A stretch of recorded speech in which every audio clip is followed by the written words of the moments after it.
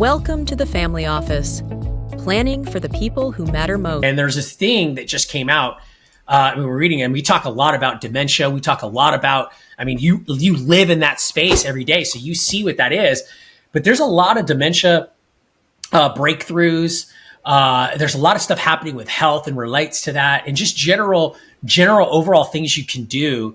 And it's interesting because a lot of dementia they're now figuring out is linked to two big things. A lot of times people think, dementia or Alzheimer's is an old person's disease, but it's not. It really isn't. And the two biggest things they're finding now is obviously chronic insulin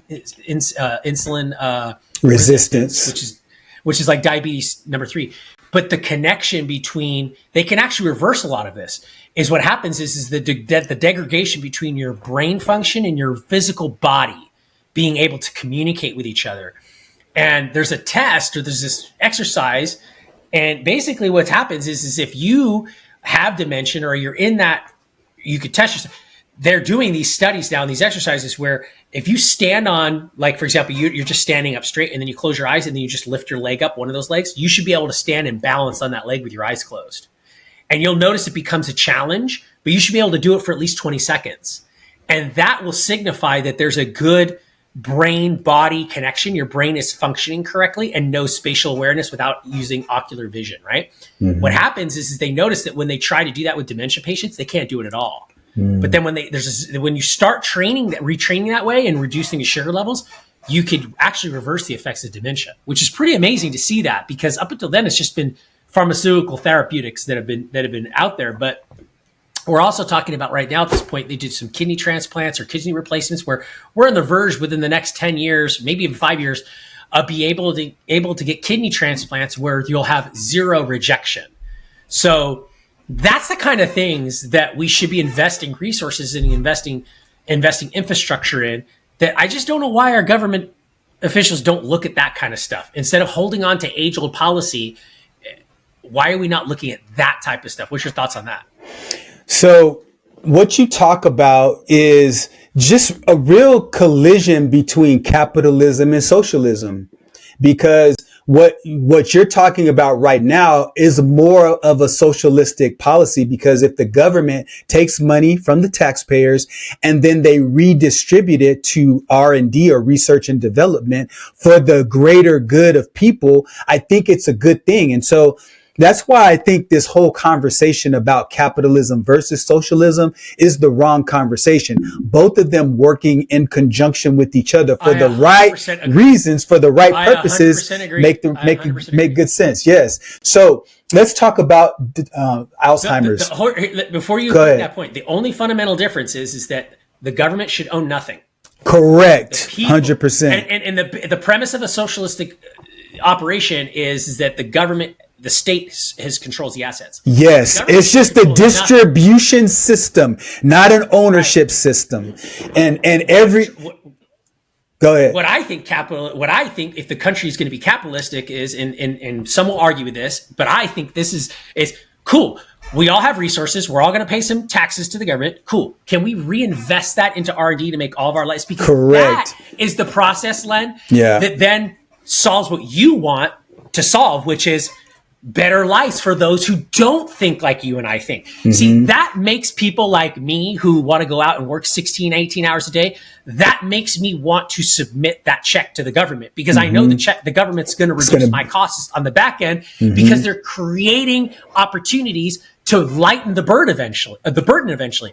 But that's just not the process of the thinking that we see, because ultimately, whenever organized government gets more organized, it ultimately has to go down the communist socialism path, because we can't fight that. That's no matter what the evolution of what it does. But at any rate, yeah, and I just wanted to tie that in real quick, because I agree with you on that. I'm like fully about that. Yeah, that's an important point. And as you talk about research and development, for those in the audience that are really concerned about their aging parents, I want to talk to you about a blood test that Chris was referring to when he was talking about Alzheimer's and dementia.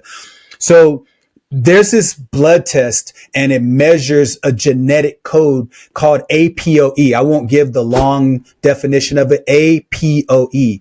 And there's 3 different genetic markers. So you have APOE2, APOE3, and APOE4.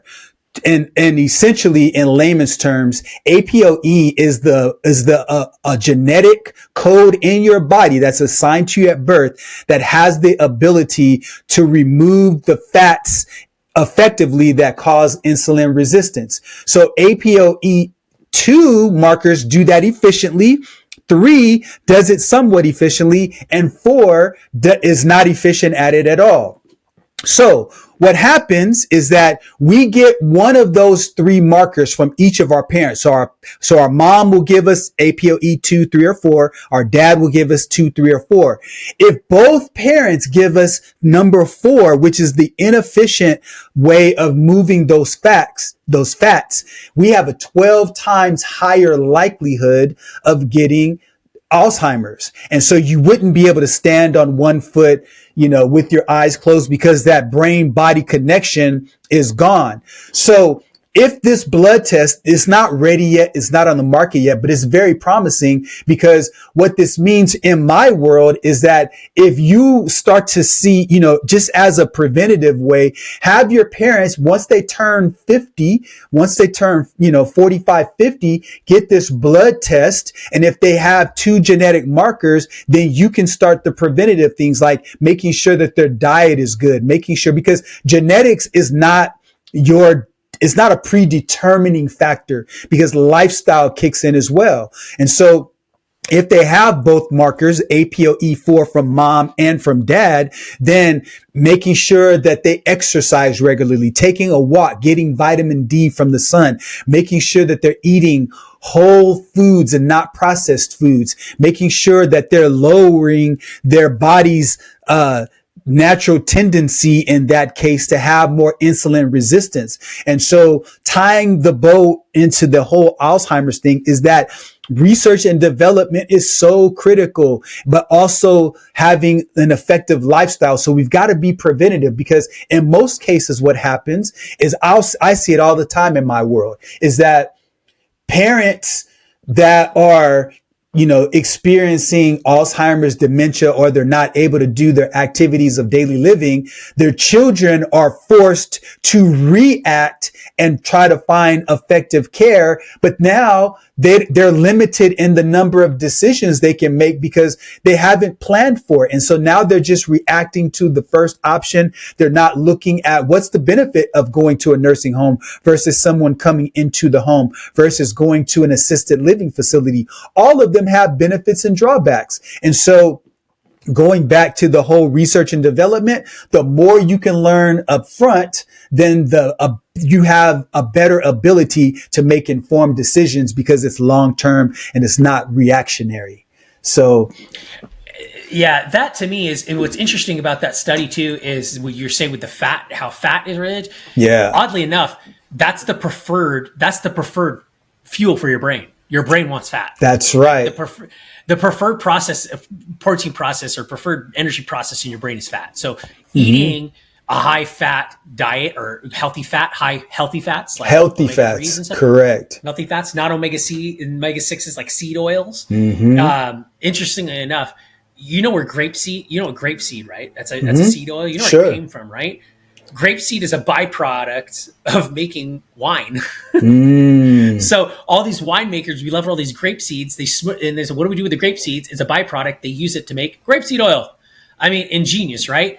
So that to me is interesting that study links those processing of those fat proteins, because that would make sense, because that's what the brain uses for fuel. That's correct. And if there's an issue with how your body is processing fat, then at that point, it would make sense that you would have that genetic defect in that. And that's where I tie it back to affordable healthcare and our topic of conversation on that. That's where the resources ought to be going, because the resources just get spent down a non-ending, non-goal-oriented solution, which is, well, we're just going to treat the problem instead of putting the R&D work into preventing the issue from even being an issue. So, for example, if you are on affordable healthcare, and you are getting that subsidy right now, this is a great legislation for Congress and the Senate to be thinking about. Instead of going, we got to save it, let's make it better. Okay, cool. We don't want to get rid of this. And this goes for Republicans and it goes for Democrats. Democrats just want to keep it. Republicans want to get rid of it. There's no pragmatic thinking there. So instead of going at, they go, okay, let's open the books on this affordable healthcare thing, and let's sit here, put that crap live on TV, and let me see those mofos sweating their asses off in the chamber, working for me like they're supposed to do. And instead looking and go, hey, you know what? Every person who's getting affordable healthcare, guess what? Because you're on affordable healthcare, you're getting holistic preventative screenings, genetic biomarker tests, instead of you go to the doctor. Because here's how it is right now. The doctor, you go to the doctor gives you a standard lipid panel test, you have high this, and there's the science behind that is completely outdated, and they give you a statin. Yes. That's instead of looking at it, and then they know, because they're like, oh, we're going to get this guy in 10 years because he's going to have Alzheimer's in 10 years. Let's make sure we keep him in the system. And that's the way it's working right now. And lobbyists are the ones that continue to perpetuate that problem. And so lobbyists puts money into government officials' pockets. And government facilitates it. Exactly. They're all in bed with each other. That's the problem. Depending on their sexual orientation, they're in bed. But outside of that, I can tell you for sure they're at the hunting lodge. No doubt about it.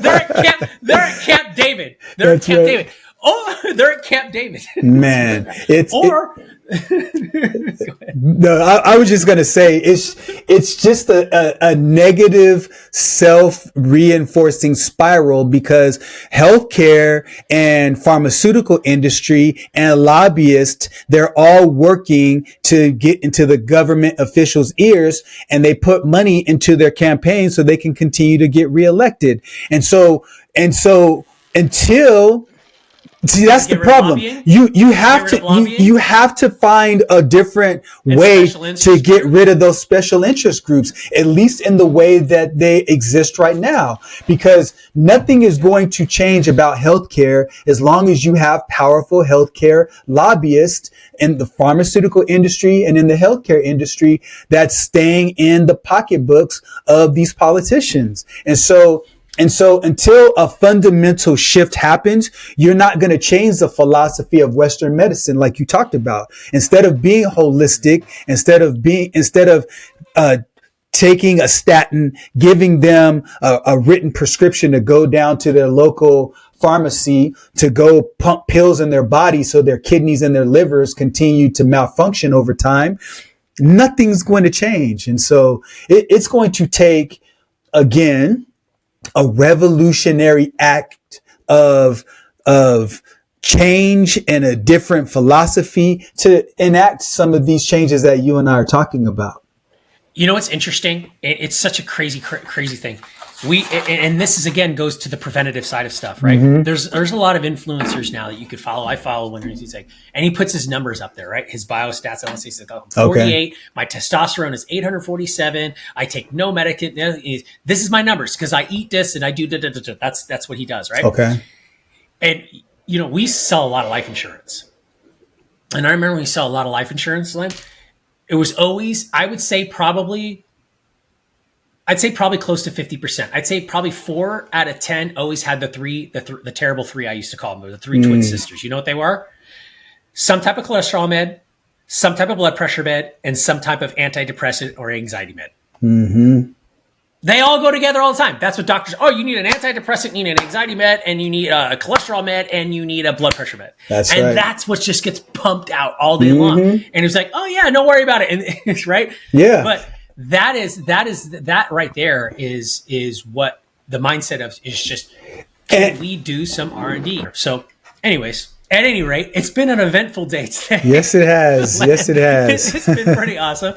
But if you like the content, if you like the what we've talked about, you like the discussion, we have many, many more. Like and subscribe. You know all that stuff. I'm not trying to promote that, but we wanted to continually do our best to get better and bring new content and to really just be raw. Because the thing is behind this, if you're listening, is we don't rehearse any of this.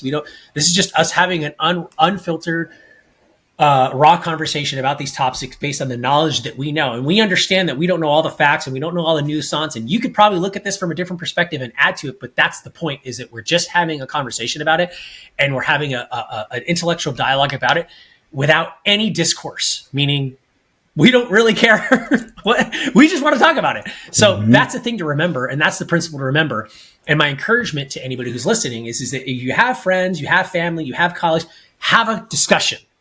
Be polite and have a discussion and stand firm on your viewpoint and your point. And you can see that as you watch this conversation. There are things that Len is very passionate about and he believes in. And he's not going to deter from them. No matter how many terms of endearment I give him to try to convince him and sway him, like how eloquent he is with his speech, that's not going to steer him from believing who he is, just like I have what I have. But that's the key in our power, is that we can come together and we know those things and we lend off of those successes. So try to practice that in your everyday life. Len, any closing thoughts before we part? Just continue to empower yourself with knowledge. Don't take the information that anybody gives you, not even us. Fact check everything so you can make your own informed decision about yourself, your family, the people you love. And ultimately, don't just think about yourself. Think about the value you bring to other people as well. And if we can do that, I think we'll start to go in the right direction as a country. Absolutely. Have a great week, Len. All right, you too. Next time. All right, have a good one. Bye. Conversation has given you clarity on your next steps. Please share this episode with someone who's walking the same path. Don't forget to like and subscribe so you won't miss future episodes. And remember, planning ahead isn't just prudent, it's an act of care. Thanks for joining us, and we'll see you next time on The Family Office.